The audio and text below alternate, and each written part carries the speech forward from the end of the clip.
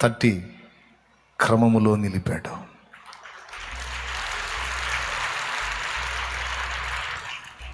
జిగటగల ఊబిలో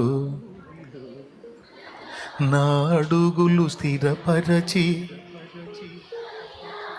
హిసోపుతో నన్ను కడుగుము యేసయ్యా, హిమము కంటెను తెల్లగా మార్చయ్యా.